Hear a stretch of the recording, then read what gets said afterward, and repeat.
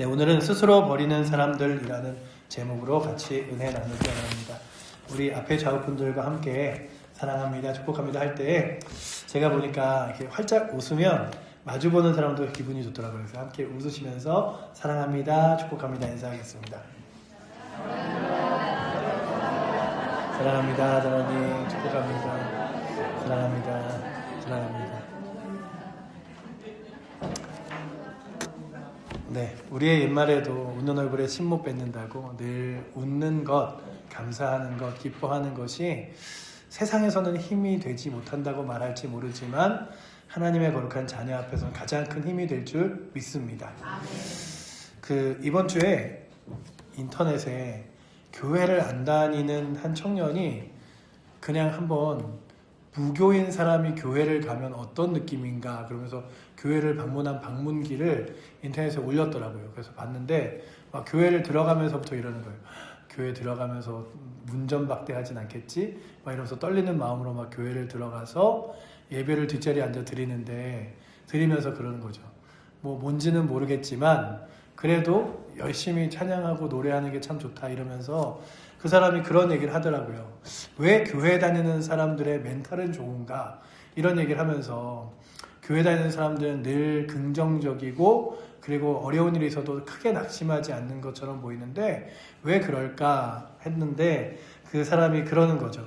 설교를 들었는데 다 동의할 수는 없지만 정말 다 좋은 말 그리고 또한 귀한 얘기를 하더라 그러면서 막 눈치를 보면서 밥을 이렇게 타갖고 교회 안에서 혹시 교회 안 다닌다고 밥 먹는데 쫓아내는 거 아닌가 이러면서 밥을 먹는데 잘 먹고 나서 교회에서 있는 청년부 예배도 드리고 그리고 선물도 받아서 돌아가면서 교회 갔더니 선물도 준다 그러면서 되게 긍정적인 이야기로 교회를 말하면서 그런 얘기를 하더라고요.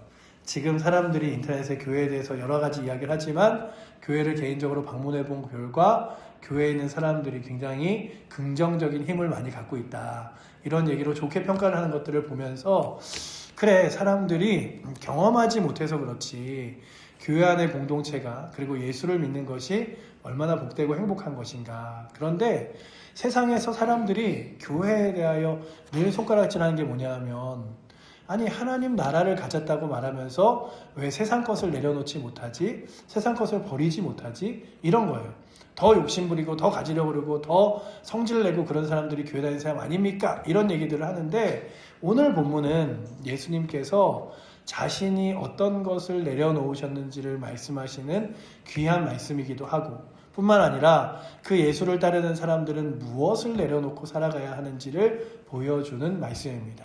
그러니 오늘도 우리의 인생 가운데 무엇을 붙잡고 무엇을 내려놓을지를 다시금 기억하는 귀한 주일 오후 예배가 되시기를 축복합니다. 여러분들은 오늘 주일 아침에 무엇을 붙들고 오셨습니까? 자동차 이게 힘들이 아니라 내 자존심, 내 욕망, 내 자랑 이거인지 아니면 주님을 붙들고 오셨나 우리가 봅니다. 세상에서는요 사람들이 온통 이런 것들이 베스트셀러입니다. 나를 지키는 법, 더 많이 소유하는 법, 남보다 앞서가는 법 이런 책들이 가득합니다. 자본주의의 사회의 미덕은 능력이라고 말하기도 합니다. 그 능력을 어떻게 증명됩니까? 내가 얼마나 많은 것을 다른 사람들보다 움켜쥐고 있느냐에 따라서 능력이 증명되기도 합니다. 더 높은 연봉, 더 크고 넓은 집, 더 높은 사회적 지위, 더 많은 사람들의 인정 이런 것들이 마치 우리는 이것들을 얻기 위해 쉴 새 없이 달려갑니다. 이 정도 하면 사람들이 더 인정해주고 높여보지 않을까? 이런 거죠. 이것들을 놓치는 순간 도태되고 사람들에게 무신당한다고 생각하기 때문이죠. 뒤처지면 안 된다는 것, 더 쥐어야 된다는 것, 더 사람들보다 더 많이 가져야 된다는 것이 이 땅의 사람들의 생각인 것 같습니다. 근데 오늘 본문 12절은 이것들이 바로 사꾼의 마음이라고 이야기합니다. 이 요한복음 10장은요, 좀 여러분들이 내용도 길고 지리한 것 같지만 요한복음 10장을 통하여 예수님이 제자들과 사람들에게 내가 너희를 위하여 온 목자이고 너희는 나의 양이다라고 여러 가지 각도로 설명해 주시고 이제 11장부터는 요한복음이 굉장히 빠르게 달려갑니다. 그러니 10장이 요한복음의 거의 정점에 서 있는 그런 가장 핵심의 말씀을 이렇게 요약해 놓은 것 같은 부분이 10장이에요. 그런데 이 10장에 그 12절에 무엇을 말하냐면 삭고는 양을 사랑하지 않습니다. 그래서 오히려 양을 버리고 도망가죠. 중요한 건 자기 목숨, 자기 이익 이런 것이죠. 근데 이 땅을 살아가는 대부분의 사람들이 자신의 목숨과 자신의 이익을 위하여 살아갑니다. 그런데 예수님은 이 땅 가운데 오셔서 무엇이라고 말하냐 하면 나는 양을 위하여 목숨을 버리노라 라고 이야기하십니다. 더 나아가 무엇이라고 말씀하시냐 하면 이를 내게서 빼앗을 자가 있는 것이 아니라 내가 스스로 버리노라 라고 이야기하시죠. 그러니까 예수님의 생명을 누군가가 빼앗은 게 아니에요. 누군가가 로마의 병정들이 예수님의 생명을 빼서 유대 지도자가 뺏은 게 아니라 예수 그리스도께서 스스로 내어주기 위하여 이 땅 가운데 오신 거죠. 그러니 예수님을 생각할 때마다 우리가 다시 보는 것은 세상은 채우는 것이 더 갖는 것이 권세라고 이야기할 때 예수님은 버리는 것이 권세라고 말씀하시는 분입니다. 세상은 남을 밟고 올라가 생명을 얻으려고 하는데 예수님은 스스로 죽음으로 들어가려는 우리에게 생명을 주십니다. 죽음으로써 내가 너에게 생명을 주노라 라고 말씀하시죠. 이 말씀을 통해 우리가 두 가지를 깊이 묵상하기 원합니다. 첫째는 예수 그리스도가 보여주신 스스로 버리는 권세. 이것이 도대체 뭘까? 두 번째는 그 구원의 은혜를 입은 우리가 어떻게 이 욕망의 세상 가운데서 자발적 헌신의 삶을 살아갈 수 있을까? 이것에 대하여 이야기합니다. 오늘 본문은 예수님의 죽음을 빼앗긴 죽음이 아니라 선물한 죽음이라고 말씀하고 있습니다. 예수님은요, 누군가에게 자신의 목숨을 빼앗기시지 않으셨어요. 선물처럼 내어주셨습니다. 여러분들에게 이렇게 내어주신 거예요. 내가 너희에게 내 생명과 목숨을 줄게. 그리고 너희들이 살아라 라고 이야기하는 거죠. 가장 자녀의 질병, 자녀의 아픔, 자녀의 고통 앞에서 부모님들이 하는 가장 큰 고백이 늘 뭔지 아십니까? 내 생명을 좀 뺏어가도 좋으니 내 자녀만은 살려주세요. 이런 거잖아요. 숭고한 사랑이잖아요. 막 자녀가 아플 때마다 많은 사람들이 대부분 고백합니다. 왜 내 자녀가 아픕니까? 차라리 내가 대신 아프고 내가 대신 고통스럽고 내가 대신 힘들었으면 좋겠습니다. 이게 왜 그런지 아세요? 사랑하기 때문이죠. 하나님이 그러신 거예요. 내가 너희를 위하여 사랑하기에 목숨을 줄게. 내 생명을 선물처럼 줄게. 그러니 내 생명을 받아 살으렴이라고 이야기하시는 거죠. 우리가 예수님의 십자가의 사건을 생각할 때 어떤 이미지가 떠오릅니까? 솔직히 말하면 예수님이 로마 군병에게 체포를 당하고 빌라도에게 재판을 받고 힘없이 십자가에 못 박히신 피해자 모습이 떠오르지 않습니까? 겉으로 보면 예수님은 역사의 희생양처럼 보이기도 하죠. 유대 종교 지도자들의 시기심, 로마 제국의 정치적 야욕에 그 사이에서 억울한 죽임을 당한 힘없는 청년처럼 보이기도 합니다. 그런데 여러분, 오늘 본문의 18절에서는 예수님이 이렇게 단호하게 선언하시죠. 우리 18절 말씀 한번 같이 읽어보도록 하겠습니다. 이를 내게서 빼앗을 자가 있는 것이 아니라 내가 스스로 버리노라. 나는 버릴 권세도 있고 다시 얻을 권세도 있으니 이 계명은 내 아버지에게서 받았노라 하시니라. 아멘. 여기서 버린다는 뜻은요, 헬라어 단어의 디템이라는 단어예요. 이 단어가 왜 저는 단어 설명을 자주 하진 않지만 이 단어가 잃어버린다, 이런 버린다는 뜻이 아니라 내어놓다, 두다, 임명하다 이런 뜻이 있거든요. 그러니까 마치 우리가 옷을 벗어서 잘 개어놓듯이 혹은 귀한 보물을 제단 위에 이렇게 올려놓듯이 예수님께서 자신의 생명을 의도적으로 그리고 목적을 가지고 내려놓으셨다는 것입니다. 내가 내 생명을 나도 억울해, 나도 죽기 싫었어, 이게 아니라 내가 너희를 위하여 가장 귀한 거 너희에게 줄게 이러면서 스스로의 생명을 주신 거예요. 생각해 보십시오. 겟세마네 동산에서 베드로가 칼을 휘둘러 예수님을 지키려고 했을 때 예수님이 뭐라고 하셨습니까? 너는 내가 내 아버지께 구하여 지금 12군단을 더 되는 천사들을 보내시게 할 수 없는 줄 아느냐. 여러분들, 천사의 12군단이 몇 명입니까? 한 군단은 6,000명이죠. 그러니 천사가 72,000명, 어마어마한 숫자의 천사들을 불러 로마 군인을 쓸어버릴 힘이 있다는 것을 예수님이 말씀하십니다. 그런데 그 주님은 그 힘을 어디에 쓰셨습니까? 자신을 지키는 데 쓰셨습니까? 아니죠. 자신을 버리는 데 쓰셨습니다. 이게 바로 십자가의 놀라운 신비이고 능력입니다. 예수님은 죽임을 당하신 게 아니라 죽임을 선택하신 것이죠. 그분은 생명의 주관자이시기 때문에 죽음조차 우리를 구원하시기 위한 도구로 사용하신 것인 줄 믿습니다. 그냥 우리를 위해서 내어주신 거예요. 살고자 하면 사실 수 있었지만 우리를 위하여 나의 생명을 주노라라고 선물처럼 주셨죠. 버릴 수 있는 자가 진짜 주인이죠. 본문에서 가장 중요한 단어 중에 하나가 권세라는 단어예요. 내가 버릴 권세도 있고 할 때 권세예요. 헬라어로는요, 엑수시아라고 하는데 이 단어는요, 권리, 권한, 자유 이런 뜻입니다. 우리가 보통 권세라고 하면 남을 부리고 지시하고 내 뜻대로 움직이는 힘을 얘기합니다. 야, 내가 그런 힘도 없어? 그런 능력도 없어? 그래서 누군가를 시키는 게 능력이라고 생각하죠. 그래서 높은 자리에 올라가 도장을 찍고 명령을 내리는 게 권세라고 생각합니다. 그런데 어느 목사님이 요한복음에 대한 책을 쓰면서 권위의 역설이라는 책을 설명하셨어요. 그러면서 무엇을 이야기했냐면 세상의 권세는 남의 것을 빼앗고 지배하는 데서 오는데 예수님의 권세는 자신의 가장 소중한 생명을 스스로 포기하는 데서 온다라고 이야기했습니다. 예수님은요, 우리를 사랑하셔서 자신의 모든 권세를 내어주기 위해 오셨습니다. 생각해 보시면 무언가에 집착하고 또 그것을 잃을까봐 전전긍긍하는 사람들, 그 사람이 주인입니까? 노예입니까? 노예죠. 돈을 잃을까봐 벌벌 떠는 사람은 돈의 노예입니다.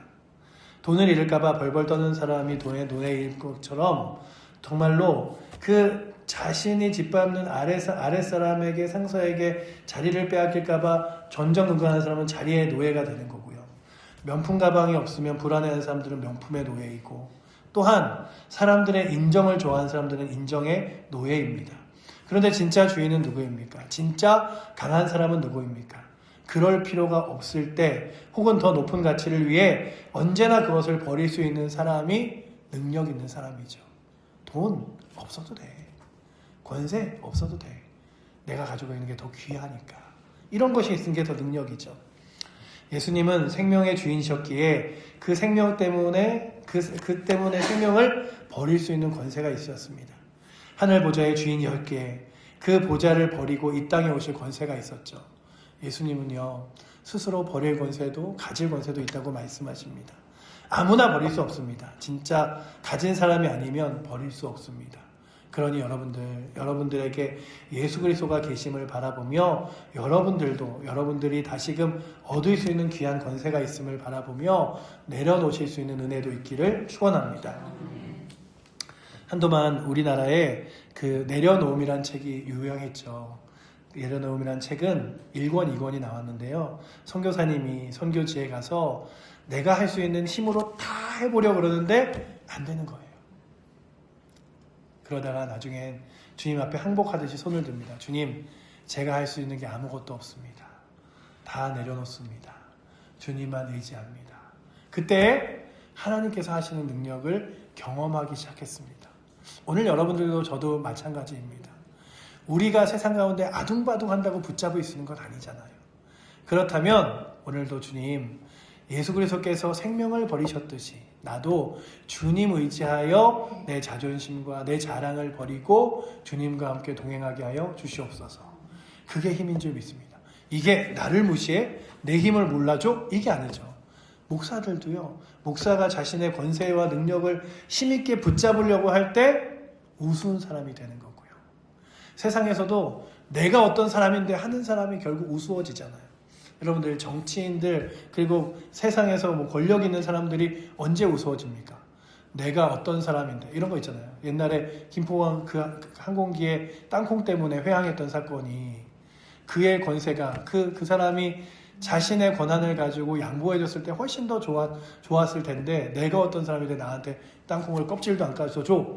이런 것이 문제가 되어 우스움이 됐듯이 여러분들 더 쥐려고 할 때 능력 있는 것이 아니라 내려놓고 버리려고 하는 것이 능력인 줄을 믿습니다. 그것이 바로 예수님이 보여주신 사랑이에요. 예수님은 왜 스스로 목숨을 버리셨을까? 무엇이 그토록 엄청난 결단을 가지게 하였을까? 17절이 그 이유를 이야기하고 있죠. 17절은 이렇게 말씀하고 있습니다. 우리 같이 한번 읽어보도록 하겠습니다. 내가 목숨을 버리는 것은 그것을 내가 다시 얻기 위함이니 이로 말미암아 아버지께서 나를 사랑하시느니라. 아멘. 그 이유가 아버지께서 나를 사랑하시기 때문이래요. 이 구절을 오해하면 안 됩니다. 예수님 십자가를 져야만 하나님이 사랑해 주신다는 조건부가 아니라, 이 구절은 무엇을 말하냐면 아버지는 양들을 구원하기 원하셨고 아들은 그 아버지 뜻을 너무나 사랑했기 때문에 그 기쁨으로 그 뜻에 동참한 거예요. 그러니까 아버지와 아들이 우리를 사랑하여 자신의 몸을 내어주시기에 아깝지 않으셨다는 거죠. 성부 하나님과 성자 하나님이 그렇게 역사하시고 성령께서 그 모든 일들을 이루도록 행하신 거죠. 예수님의 헌신은 억지로 한 의무감 때문이 아니셨습니다. 아유, 내가 어쩔 수 없이 하나님 아들이니 그거 해야지, 이게 아니었어요. 여러분들, 어쩔 수 없이 교회에서도 내가 목사니, 내가 장로니, 내가 집사니, 내가 권사니 그러니 예배 드려야지가 아니라 주님 사랑하는 마음으로 나의 시간을 주 앞에 드립니다. 나의 마음을 주 앞에 드립니다. 나의 삶을 주 앞에 드립니다. 이것이 바로 은혜인 줄 믿습니다. 예수님의 헌신은 억지로 하는 의무감이 아니었죠. 두려움 때문도 아니었습니다. 아버지에 대한 사랑, 그리고 잃어버린 양들에 대한 사랑에서 나온 자발적 순종이었습니다. 여러분, 사랑하면 자발적이 됩니다. 사랑하면 시키지 않아도 움직입니다. 사랑하면 내 것을 내어주면서도 아깝지 않습니다. 예수님은 저와 여러분을 그토록 사랑하셨기 때문에 자신의 생명을 억지로 빼앗긴 것이 아니라 스스로 기꺼이 내어주셨습니다. 이것이 바로 오늘 우리가 다시금 기억해야 될 거예요. 예수님이 날 위해 스스로 선물처럼 목숨을 주셨구나. 그죠? 한 해를 시작하면서 이거보다 더 귀한 선물이 있습니까? 2026년도 우리가 다시 한번 설 명절을 준비하면서 그래, 내가 뭐 누군가에게 선물 이런 거 받는 것보다 더 귀한 건 예수님이 나에게 목숨을 주셨구나 라고 하는 거죠. 사꾼의 본성과 성공한 우상은 이런 것입니다. 이제 거울을 한번 들여다보시면 예수님은 이렇게 선한 목자로 우리를 위해 전부를 주셨습니다. 그렇다면 그 사랑을 받은 오늘 우리는 어떻게 살고 있습니까? 솔직히 한번 보시면 우리 안엔 여전히 선한 목자의 형상보단 사꾼의 본성이 꿈틀대고 있지는 않은지 돌아보아야 합니다. 오늘날 많은 그리스도인들이 구원의 은혜를 말하면서도 실제로 삶의 현장에서 세상 사람들처럼 성공의 우상을 섬깁니다. 그 어느 목사님의 나는 청년입니다 라는 책에서 이 시대 청년들과 성도들이 겪는 성공지향적인 삶의 문제를 지적한 적이 있습니다. 우리는 하나님을 믿는다고 하지만 사실은 하나님을 이용해 내 욕망을 채우려 할 때가 많습니다. 어떻게 기도합니까? 하나님, 저 취업 잘 되게 해주세요. 부자 되게 해주세요. 유명해지게 해주세요. 그러면 하나님께 영광 돌리겠습니다. 이렇게 기도합니다. 그런데 여러분, 엄밀히 말하면 그것은 우상숭배일지 모릅니다.